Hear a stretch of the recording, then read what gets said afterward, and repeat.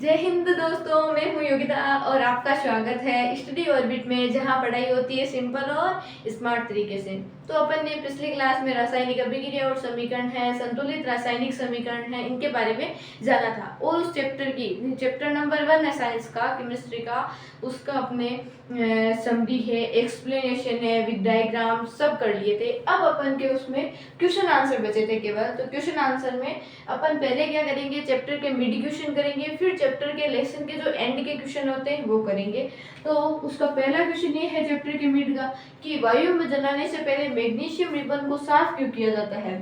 एक magnesium ribbon है, ठीक है, उस मान लेते हैं उसके ऊपर ये एक डब्बा रखा हुआ और उसके ऊपर ये अशुद्धियां हैं, ठीक है। तो पूछा गया है इसको मान लेते हैं इसे वायु में जलाना है। क्वेश्चन कह रहे हैं कि वायु में जलाने से पहले मैग्नीशियम रिबन है उसको साफ क्यों किया जाता है, यानी उसके डब्बे को क्यों हटाया जाता है, उसकी जो अशुद्धियां क्यों साफ की जाती है। तो ये कॉमन सेंस का क्वेश्चन है और इसका आंसर ये रहने वाला है कि मैग्नीशियम रिबन पर जो लगी अशुद्धियां हैं उनको साफ करने से मैग्नीशियम रिबन का जो दहन है वो आसानी से हो जाता है, ठीक है। और अब इसका अपन को जो शब्दों में लिखना है तो यही लिखना है कि मैग्नीशियम रिबन पर लगी अशुद्धियों को साफ करने से मैग्नीशियम रिबन का दहन आसानी से हो जाता है, इसीलिए वायु में जलाने से पहले मैग्नीशियम रिबन को साफ किया जाता है। फिर 2 नंबर क्वेश्चन है वो अपन ने जो है कर चुके हैं, यानी संतुलित रासायनिक समीकरण के बारे में रहने वाला है। उसका पहला पॉइंट है कि अपन को हिंदी भाषा में दे रखा है कि हाइड्रोजन, उसका अपन को संकेत लिखना है plus chlorine is equal to hydrogen chloride. तो हाइड्रोजन क्लोराइड ये है संतुलित नहीं किया हुआ। अब संतुलित करेंगे तो अपन क्या करेंगे, हाइड्रोजन के 2 है, क्लोरीन के 2 है, तो हाइड्रोजन क्लोराइड के भी क्या हो जाएंगे, 2 हो जाएंगे। तो ये संतुलित किया हुआ समीकरण हो जाएगा। 2 नंबर इसका ही पॉइंट है वो है बेरियम क्लोराइड का एल्यूमिनियम सल्फेट। बेरियम क्लोराइड तथा एल्यूमिनियम सल्फेट, ठीक है, वो अभिक्रिया करके बेरियम सल्फेट तथा एल्यूमिनियम क्लोराइड बनाते हैं। तो इसको अपन को संतुलित करना है। जिस बच्चे को ये संतुलित करना आ गया वो मानो कि संतुलित करना, रासायनिक समीकरण को संतुलित करना सीख गया। अब देखो उसमें अपन को देखना क्या है, BaCl2, Ba की यहाँ पे कितने हैं, Ba बराबर है Cl के 2 है, Cl के 3 है और SO4 3 दे रखा है। तो ये 4 3 12 हो गए, तो SO4 3 हो गया, तो ये भी 12 हो गई। Ba के 3 हो गए तो ये Ba के 3 कर दी है। Cl के यहाँ पे 3 गुण से 6 है, तो Cl के भी अपन ने 6 कर दिए। एल्यूमिनियम के अपने आप ही Al2SO4 3 होता है, सॉरी, ठीक है, अपने आप ही Al2 हो गया। तो ये था संतुलित रासायनिक समीकरण। 3 नंबर इसी का पॉइंट है कि सोडियम की अभिक्रिया अपन को करवानी है जल के साथ में। तो क्या बनेगा, सोडियम हाइड्रोक्साइड बनेगा, साथ में ही हाइड्रोजन गैस उत्सर्जित होगी। H के 2 है, H के 4 है, तो 4 हो गए। ऑक्सीजन के 2, ऑक्सीजन के 2 है, सोडियम के भी 2 है, तो सोडियम के 2। यह था संतुलित रासायनिक समीकरण। स्क्रीनशॉट लेना चाहिए तो ले सकते हैं। अब अपन क्या करेंगे कि इसी भाषा पर आधारित है 3 नंबर क्वेश्चन, वो भी संतुलित करना है, लेकिन इसकी थोड़ी सी लैंग्वेज है उसमें डिफरेंट कर दिए गए हैं। यानी कि लैंग्वेज तो वही है, क्वेश्चन डिफरेंट कर दिए गए। क्वेश्चन में ये कह दिया गया है कि रासायनिक संकेत के साथ, रासायनिक संकेत मैंने फर्स्ट वीडियो में बताए थे, लिक्विड द्रव और गैस और सॉलिड ठोस और जलीय विलयन एक्वियस, ये 4 याद रखने हैं। 3 नंबर क्वेश्चन का पहला पॉइंट है कि जल में बेरियम क्लोराइड तथा सोडियम सल्फेट का विलयन। बेरियम क्लोराइड किस में है, जल में है। जल में होता है वो क्या होता है, लिक्विड अवस्था में। तो सोडियम सल्फेट का विलयन यानी Na2SO4 का विलयन है, तो अभिक्रिया करके बेरियम सल्फेट तथा सोडियम क्लोराइड बनाते हैं। सोडियम क्लोराइड नमक का सूत्र होता है और बेरियम सल्फेट बनाते हैं, ठीक है। बेरियम सल्फेट श्वेत यानी कि एक अवक्षेप होता है, अवक्षेप का चिन्ह ये होता है, इसमें एक एक और ऐड कर लीजिएगा। अवक्षेप का चिन्ह होता है, तीर का निशान होता है उसके ऐसे, ठीक है। अब ये हो गया अपन का 3 नंबर क्वेश्चन का पहला पॉइंट, और ये अपने आप ही संतुलित है। यहाँ पर 2 नंबर पॉइंट क्या कहता है कि सोडियम की अभिक्रिया हाइड्रोक्लोरिक अम्ल के साथ में करवाती है। सोडियम हाइड्रोक्साइड की अभिक्रिया, सोडियम हाइड्रोक्साइड की अभिक्रिया अपन क्या करवाने हैं, हाइड्रोक्लोरिक अम्ल के साथ में करवाने हैं। ये भी लिक्विड अवस्था में होता है और ये भी लिक्विड अवस्था में। तो ये अभिक्रिया करके क्या बनाएंगे, यहाँ पे अपन को थोड़ा सा ध्यान देना है। ये अभिक्रिया करके क्या बनाएंगे, यहाँ पे कुछ बच्चों को जो है डिफिकल्टी होती है, यानी अपन को क्वेश्चन में दे रखा है कि सोडियम हाइड्रोक्साइड की अभिक्रिया अगर हाइड्रोक्लोरिक अम्ल के साथ में अभिक्रिया करवा के बनता है क्या, वो भी दे रखा है, बनता है सोडियम क्लोराइड यानी NaCl, ठीक है। और क्या बनता है, जल बनता है यानी H2O, और जल भी लिक्विड अवस्था में होता है। अपन को केवल इसके संकेत लिखने हैं। संकेत के लिए अपन को यह जरूरी आना चाहिए, अपन के जो परमाणुओं की संख्या है, जैसे कि हाइड्रोजन हीलियम लिथियम पे, और वो जो beryllium boron carbon nitrogen oxygen वो है वो आने चाहिए, helium lithium beryllium boron carbon, ठीक है, वो आना बहुत ही जरूरी है, तभी अपन ये संकेत सीख पाएंगे। 3 नंबर क्वेश्चन यहीं पे समाप्त होता है। और फिर अपन का क्वेश्चन है वो बुक के अनुसार तो है 1 नंबर, और अपन वैसे ले रहे तो वो है 4 नंबर, ठीक है। तो 4 नंबर क्वेश्चन कहता है कि एक पदार्थ अक्स उसके विलयन का उपयोग दीवारों की सफेदी करने के लिए किया जाता है। ऐसा कौन सा पदार्थ है जिसके जो अक्स विलयन है उसके उपयोग दीवारों की सफेदी करने के लिए किया जाता है? तो पदार्थ है कैल्शियम ऑक्साइड। कैल्शियम ऑक्साइड पदार्थ है उसके जो है उपयोग दीवारों की सफेदी करने के लिए किया जाता है। कैल्शियम ऑक्साइड है वायु में उपस्थित carbon dioxide, sorry calcium hydroxide होता है वो, यानी कैल्शियम ऑक्साइड। ये 1 नंबर पॉइंट का आंसर ये होगा। 2 नंबर पॉइंट कहता है कि कैल्शियम ऑक्साइड की अभिक्रिया करवानी है जल के साथ में, तो क्या होगा, CaOH2 कैल्शियम हाइड्रोक्साइड उत्पन्न होगी और साथ में उष्मा भी उत्पन्न होगी, कैल्शियम हाइड्रोक्साइड बनेगा। कैल्शियम हाइड्रोक्साइड वायु में उपस्थित कार्बन डाइऑक्साइड के साथ धीमी गति से अभिक्रिया करके कैल्शियम कार्बोनेट की एक परत बना देता है, साथ में ही H2O का भी निर्माण होता है। ये है, ठीक है। अब जो कैल्शियम कार्बोनेट बनता है, इसी की वजह से दीवारों पर जो 2-3 दिन बाद में जो चमक आती है वो कैल्शियम कार्बोनेट की वजह से ही आती है। कैल्शियम ऑक्साइड कैल्शियम हाइड्रोक्साइड को बच्चों को बहुत ज्यादा इसमें कंफ्यूजन रहता है। कंफ्यूजन क्या रहता है कि इसे कहते हैं अपन बुझा हुआ चूना, और इसे अपन कहते हैं बिना बुझा हुआ चूना, ठीक है। यही कंफ्यूजन रहने वाला है। इसे कहते हैं बिना बुझा हुआ चूना और कैल्शियम हाइड्रोक्साइड को कहते हैं बुझा हुआ चूना। अब अपन को क्वेश्चन क्या पूछ रहा था, एक बार फिर से बता रही हूँ कि अक्स के विलयन का उपयोग दीवारों को सफेदी करने के लिए, तो अक्स हो गया कैल्शियम ऑक्साइड की जल के साथ में अभिक्रिया बनाने पर कैल्शियम हाइड्रोक्साइड बनता है। 5 नंबर क्वेश्चन है वो क्या कहता है कि 5 नंबर क्वेश्चन में कोई खास बात नहीं है, क्योंकि उसमें जो है उस क्वेश्चन की पेपर में आने की बहुत ही कम चांस है। मैंने एक आपको सेकंड वीडियो में अभिक्रिया बताई थी विद्युतीय वियोजन की। विद्युतीय वियोजन में अभिक्रिया मैंने क्या बताया, 2H2 = 2H2 + O2, ठीक है। तो 4 ऑक्सीजन के हैं, तो 4 हाइड्रोजन के 2 ऑक्सीजन के, तो ये कटकर 2:1 होगी। इसमें ये पूछ रहा है क्वेश्चन में कि इस एकत्रित गैस की मात्रा है, हाइड्रोजन गैस की मात्रा वो ऑक्सीजन गैस की मात्रा से 2 गुनी कैसे है, तो ये ऑक्सीजन जो द्रव्यमान संरक्षण के नियम के अनुसार होता है, ठीक है। तो इसमें कुछ खास रहने वाला नहीं है।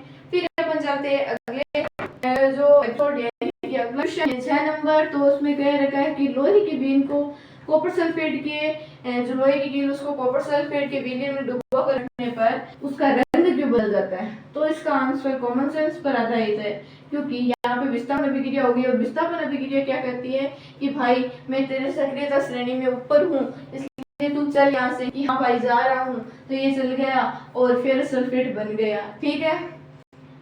तेरी जो एक गाना तू बदल दे, रख हिम्मत बस चल दे, तेरे साथी मेरे कदमों के है निशान, तू ना जाने आस पास है खुदा। ये क्वेश्चन भी इसी पर ऐसे आधारित कर सकते हैं अपन। फिर 7 नंबर क्वेश्चन अपन का रहने वाला है कि द्वितीय विस्थापन अभिक्रिया का जो मैंने एक एग्जांपल दे रखा था आपको, उसके अतिरिक्त यानी बेरियम सल्फेट, एल्यूमिनियम क्लोराइड, ये उनके अतिरिक्त एक उदाहरण दीजिए। तो मैं एक एग्जांपल दे रही हूँ लेड नाइट्रेट का, यानी PbNO3 + 2Ki = 2KNO3 यानी लेड नाइट्रेट + PbI2, ठीक है। ये है द्वितीय विस्थापन अभिक्रिया। इसकी हिंदी में बता रही हूँ कि lead nitrate + potassium iodide = potassium nitrate + lead iodide, ठीक है। ये है 7 नंबर को, यानी द्वितीय विस्थापन अभिक्रिया का एक और उदाहरण, उस उदाहरण के अतिरिक्त जो मैंने उदाहरण दे रखा है सोडियम सल्फेट बेरियम क्लोराइड का Na2SO4 + BaCl2 = BaSO4 2NaCl, उसके अतिरिक्त ये एग्जांपल है। आप ये याद रखो तो रख सकते हो, नहीं तो वो 1 नंबर जो मैंने एग्जांपल बता रखा है वो ही काफी है। कई बार क्या होता है कि द्वितीय विस्थापन अभिक्रिया 2 एग्जाम्पल पूछ लिए जाते हैं, तब गड़बड़ हो जाती है, तब अपन सोचते हैं कि खास में वहां पर एक की जगह दो याद कर लेता। 8 नंबर क्वेश्चन क्या कह रहा है कि उपचयन और अपचयन अभिक्रियाओं के बारे में बताइए। तो पहला क्वेश्चन है कि 4Na+O2 = 2Na2O। ठीक है, तो Na के ऑक्सीजन के साथ में अभिक्रिया होकर Na2O बन रहा है। तो Na में ऑक्सीजन जुड़ा है, मैंने क्या बताया था, ऑक्सीजन की बढ़ती, हाइड्रोजन की कमी क्या होगा, उपचयन अभिक्रिया, और ऑक्सीजन की कमी, हाइड्रोजन की बढ़ती क्या होगी, अपचयन अभिक्रिया। मैंने ये अभिक्रिया याद रखी तो अपने आप ही अपचयन अभिक्रिया आपको याद हो जाएगी। ठीक है, तो Na का Na2O में परिवर्तन होना उपचयन अभिक्रिया का उदाहरण है। 2 नंबर पॉइंट है जो मैंने पहले 2 नंबर वीडियो में बता रखा है, CuO+H2 = Cu+H2O। तो H2 का H2O में परिवर्तन होना उपचयन अभिक्रिया, और CuO का Cu में परिवर्तन होना अपचयन अभिक्रिया, और ये रेडॉक्स अभिक्रिया का उदाहरण है। चैप्टर के मिड के क्वेश्चन यहाँ पर समाप्त होते हैं। अब अपन चलते हैं चैप्टर के एंड के क्वेश्चन में। तो पहला नंबर क्वेश्चन कहता है,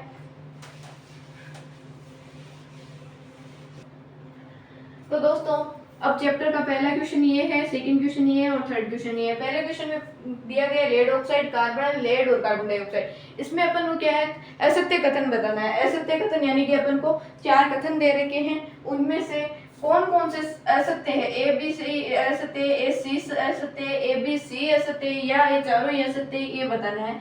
तो ऑप्शन नंबर 1 क्या कह रहा है कि शीशा अपचयित हो रहा है, यहाँ पे लेड ऑक्साइड है और यहाँ पे है शीशा, तो ये गलत है। और 2 नंबर में कह रहा है कार्बन डाइऑक्साइड अपचयित हो रहा है, ये भी गलत है, कार्बन डाइऑक्साइड इस तरफ है।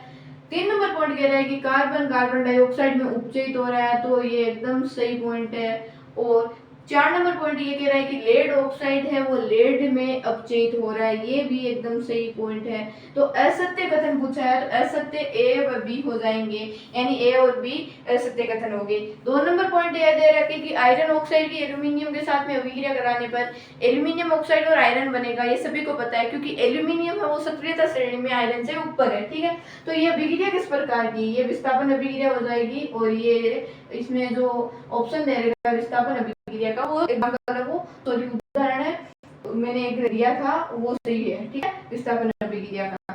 3 नंबर है कि लोहे चूर्ण और हाइड्रोक्लोरिक अम्ल की अभिक्रिया कराने पर क्या होता है। तो हाइड्रोक्लोरिक अम्ल की अभिक्रिया पर लोहे कराते हैं तो आयरन क्लोराइड तथा हाइड्रोजन बनता है, आयरन क्लोराइड हो गया और हाइड्रोजन हो गया। 4 नंबर क्वेश्चन होता है कि संतुलित रासायनिक समीकरण क्या होते हैं। संतुलित रासायनिक समीकरण मैंने तीनों वीडियो में बता रखा है, फर्स्ट वीडियो में, सेकंड वीडियो में और थर्ड वीडियो में।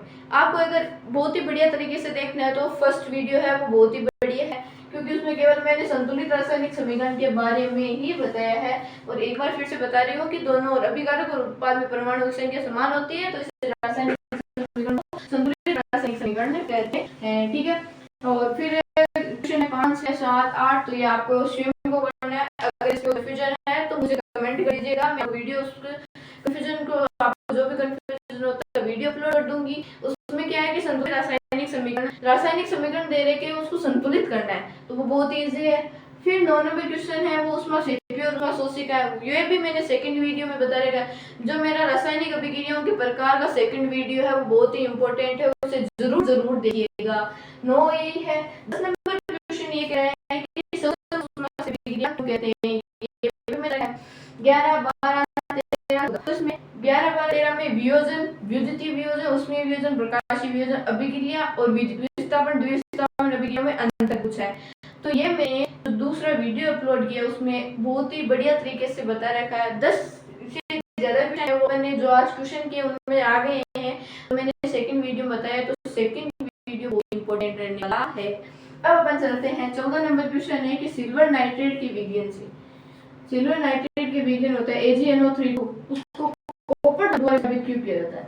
ये आपको कॉमन सेंस का क्वेश्चन ही है, क्योंकि मैंने बहुत बार बता दिया कि भाई तेरे से ऊपर potassium, sodium, aluminium, zinc, iron, lead, copper, silver भी आया नहीं, तो कॉपर सिल्वर से ऊपर है, तो इसलिए इसके द्वारा विस्थापित किया जाता है। फिर 15, 16, 17, 18 क्वेश्चन देखते हैं। 15 नंबर क्वेश्चन ये है कि अवक्षेपण अभिक्रिया क्या होती है। अवक्षेपण अभिक्रिया ऐसी रासायनिक अभिक्रिया इसमें अभिक्रिया के दौरान अवक्षेप का निर्माण होता है, और उसका आपको एग्जांपल देना है। तो ये देखते हैं सोडियम BSO4 प्लस, ये अभिक्रिया अभिक्रिया एग्जाम्पल हो सकता है, द्विविस्थापन अभिक्रिया का एग्जाम्पल ये हो सकता है। और BSO4 होता है ना, वो आपने बता ही दिया है कि ये अवश्य होता है, ये आप याद रखना होगा, अवश्य पची नहीं होगा। तो इसमें ये बताया साथ में और मैं नंबर क्वेश्चन में उठी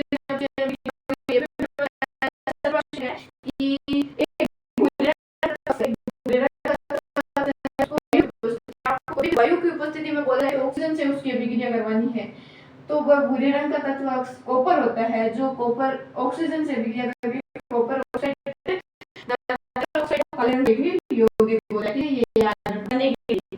जो होते हैं उनको अम्ल, नमी, आर्द्रता आदि को संसाधित होने से बचाने के लिए उनको पेंट किया जाता है।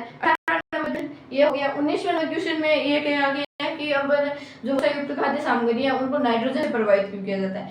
तो मैंने बहुत ही बढ़िया तरीके से बताया था कि नाइट्रोजन एक अक्रिय गैस है जो किसी खाद्य पदार्थ के साथ अभिक्रिया नहीं करती है, इसलिए उनको नाइट्रोजन से प्रभावित किया जाता है।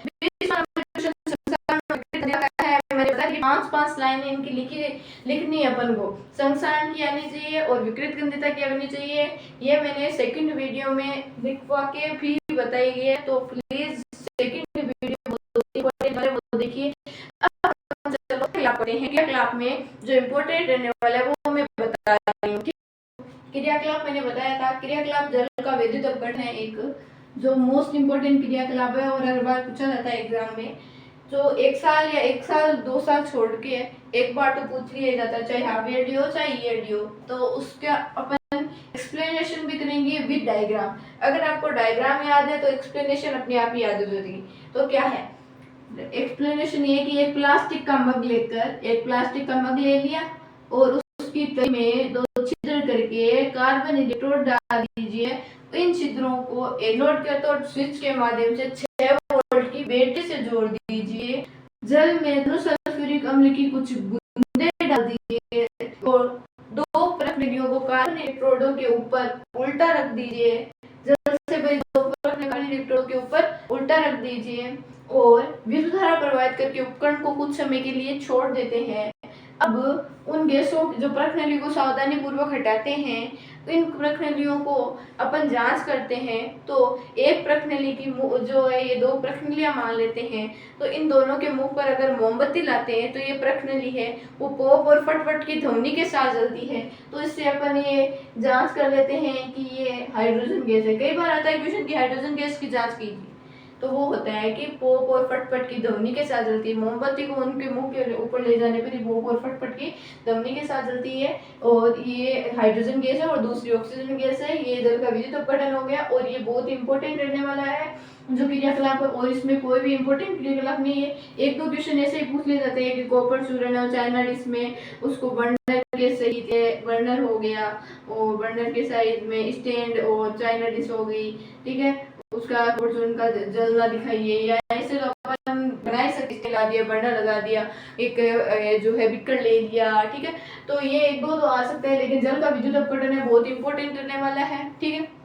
तो थैंक यू, आज का वीडियो यहीं पर समाप्त होता है। मिलते हैं नेक्स्ट वीडियो में। नेक्स्ट वीडियो अपना अमृत सारे बोर्ड लवण का रहने वाला है, तो वो भी बहुत ही इंपॉर्टेंट टॉपिक है। 7 नंबर का वो टॉपिक था 2025 के एग्जाम में, तो ये दोनों ही इंपॉर्टेंट है। अब मिलते हैं नेक्स्ट वीडियो में, तो मेरे साथ जुड़े रहिएगा। आपका मैं धन्यवाद करती हूँ, ठीक है। और आपको जो वीडियो पसंद आया हो तो कमेंट करिएगा, शेयर करिएगा और सब्सक्राइब भी करिएगा। Again thank you.